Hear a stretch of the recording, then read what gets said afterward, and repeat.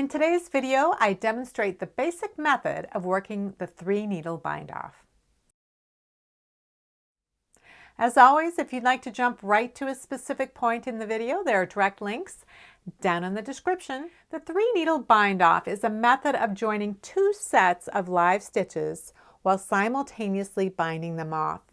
This produces a horizontal seam that perfectly lines up stitch patterns from each side of the fabric and is less bulky than binding off each edge separately, then seaming them together. 3 things affect how the resulting seam will look: the stitch pattern of the project, whether the stitches are joined on the right side or wrong side of the work, and whether the stitches are joined by knitting them together, purling them together, or a combination of the two. In this video, I will demonstrate the most common use of the 3-needle bind-off by joining stockinette fabric on the wrong side of the work. I will also show examples of the technique used on fabric with knit purl stitch patterns, and I will discuss the various ways in which the technique can be used, and I will explain the advantages and disadvantages of this technique. So let's get started. So what I have here are 2 strips of stockinette fabric that are simulating, say, a stockinette sweater, or just 2 pieces of stockinette fabric that I want to seam together. So the 3-needle bind-off is called the 3-needle bind-off because you need 3 needles. So each set of stitches is on its own needle, the project needles that were used to knit the pieces of fabric, and then you have a 3rd needle that's the same size. Now, if you don't have 3 needles that are the same size, you can transfer one or both sets of these stitches onto a smaller needle because the size of the loop has already been established at the time that it was created, so putting it onto a smaller needle isn't going to be a problem. So that will free up a needle to use in your right hand. Now, another choice might be if you have a habit of binding off very tightly, then you could use a larger needle. You could use a needle 1 or 2 sizes smaller than the needles that you use to produce the fabric, and that will force the bind off loops to be a little bit larger so that when you bind off, the resulting edge won't be as tight as it would otherwise. What I tend to do is keep the 2 edges on the original needles if I can, and then I use a double pointed needle in my right hand because this is the needle you're using to bind off. There will never be more than just 2 stitches on this right hand needle, so I don't have to worry about making sure that it's going to hold a lot of stitches. It just won't have to hold that many. These 2 pieces of fabric have to have the same number of stitches. So if you are working in the same stitch pattern, like these were both worked in stockinette, it's very likely that you will have the same number of stitches to begin with. Now you may be off by a stitch or 2 if you were doing some shaping and maybe you missed a decrease or 2 on one of the pieces of fabric or an increase or 2 on one piece of the fabric. So what you can do is pull tink back, that is unknit, the row of stitches that has too many, and then re-knit it and work a couple of decreases or however many decreases you need to make the stitches match up. Now there can be another reason why you have 2 different stitch counts on each needle, and that would be if you are seaming together 2 fabrics that are different and that the gauges are different. So for example, I knit the front of this sweater in a cable pattern. So right up to here, I have these 2 knit stitches here all the way over to where, to right here. These stitches there were more stitches across than there were in the stockinette portion because the gauge of the cables is much more compressed. So I planned for that as I headed toward my shoulder seam, and I knew how many stitches I was going to have to reduce, and I wanted a way to end the cable in sort of a neat, tidy way instead of just somewhere random in the middle of a repeat.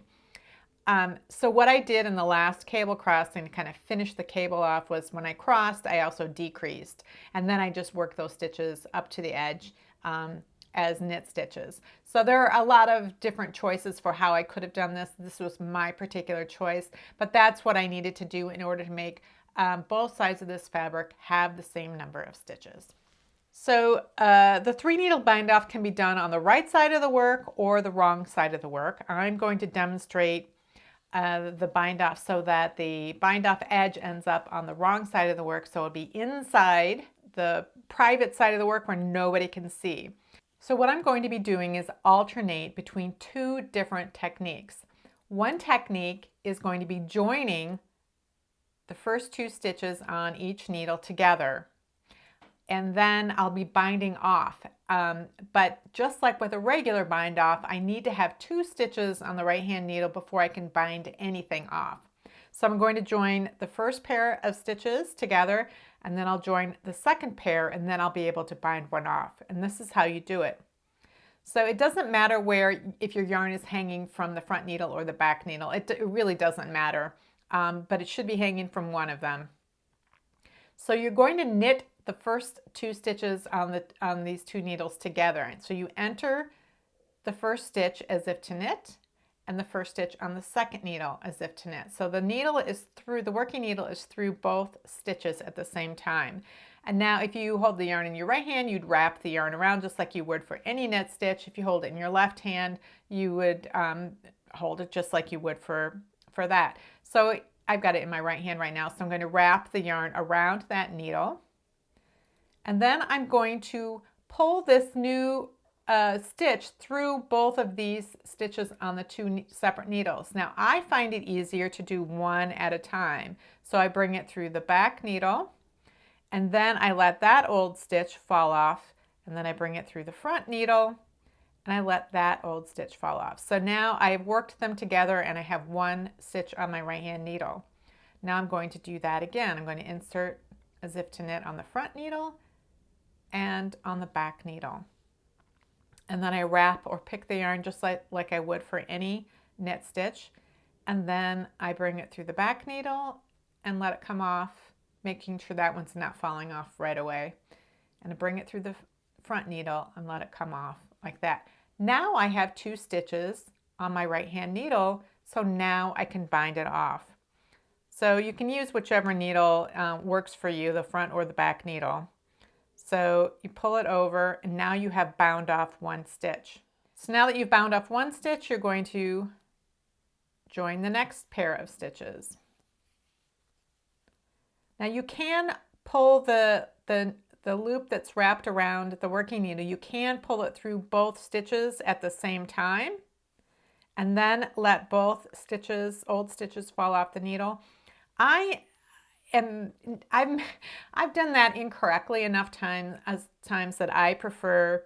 Oh, and now we need to bind off. We've got the 2 stitches, and so we bind off. So I prefer doing them separately, coming through that one and then coming through this one, just because then I'm sure that the loop has come through both needles, and then you can pull it off. So what happens sometimes is I get so engrossed in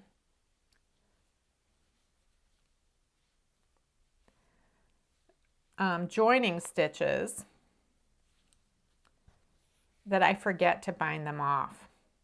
So you'll find that sometimes all of a sudden you'll realize you have 3 stitches and you don't have 2 stitches, or you might have 4 or 5 stitches. So what you can do, you don't have to undo anything. You just need to pass the extra stitches back to one of the needles. So I'm going to pass it back to this needle like this. And then when you have 2 on this needle, then you can bind that one off, and then you can replace that one, and you can bind that one off. So it's not too late to do that. You don't, like I said, you don't have to try to unknit everything and put them back on the needles. That would be horrible. So if you prefer, if you hold the yarn in your left hand, like I normally do,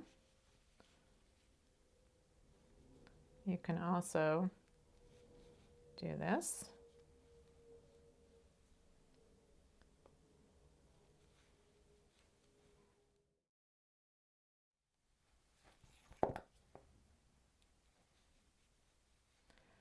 Okay, so when you have 1 stitch remaining on the needle, You cut the working yarn, leaving a 4 to 6 inch tail, and you just enlarge that final stitch on the needle until the tail pulls out of it. It's not going to ravel anything. This last chain stitch is around both of these legs of the stitch, and when you pull it out, you're only pulling the tail out. So it's still attached. It's not going to be a problem. So here's the result. You can see that you have the bind off chain going all the way across, and it sits there. It's in, when you look on the right side of the fabric, it produces a nice join to the stitches, and the edges are perfectly even, and it's a pretty neat and tidy seam. So here's an example of knit 3, purl 3 fabric. So give you an idea of how well this 3-needle bind off lines up stitch patterns across the seam line. They're matched up just perfectly across the seam line. And then on the inside, you can see the seam result here. Now it looks a little bit bulkier here because of the switching between the knit 3 and purl 3. The 3-needle bind off will appear kind of bulkier and more raised when it's on top of knit stitches, as it is here, and it will be a little flatter when it's on purl stitches. The 3-needle bind off is a great alternative to binding off each edge and then seaming. The result is less bulky and the stitch patterns align. I use it to join the shoulder seams of sweaters, but it can be used anytime horizontal edges must be joined, as long as you have live stitches. 3-needle bind off can be used as a substitute for grafting, presuming the seam line is not an aesthetic issue or does not result in any discomfort to the recipient. For sock knitters who abhor grafting, it can be a reasonable solution to finishing a sock toe, although some people will find any seam in a sock to be unpleasant. This basic method works best for fabrics worked in stockinette or reverse stockinette, with the join worked on the purl side. When the right side is stockinette, the seam line is flat and stitch patterns line up. When the right side is reverse stockinette, the chain will be nearly invisible on the right side of the work. For knit purl patterns, this is a good choice for perfect alignment of stitch patterns. This technique also works well on garter stitch fabrics. The basic 3-needle bind off shown here produces results that are more pronounced when done on the knit side of the stockinette or reverse stockinette, resulting in a ridge on the knit side and a valley on the purl side. While the ridge can be used to decorative effect, it creates challenges of symmetry when used on mirrored pieces such as the shoulders of a sweater, because of the directionality of the chain and because the ridge has an obvious front-back difference. Because all of the stitches must be live in order to work the 3-needle bind off, edges that would have a stair-step appearance from casting on or binding off stitches every 2 rows have to be planned for by replacing the stair-step shaping with short row shaping so that all the stitches are available for the 3-needle bind off. These challenges certain situations present will be resolved in the upcoming weeks as I upload videos that demonstrate how to finesse the 3-needle bind off to produce the best finished results. For other videos on finishing techniques, you can check out this playlist up here. To see a playlist of my Casual Friday videos where I talk about knitting without demonstrating techniques, click down here. To subscribe to my channel, click over here. Thanks for watching, and I'll see you next week.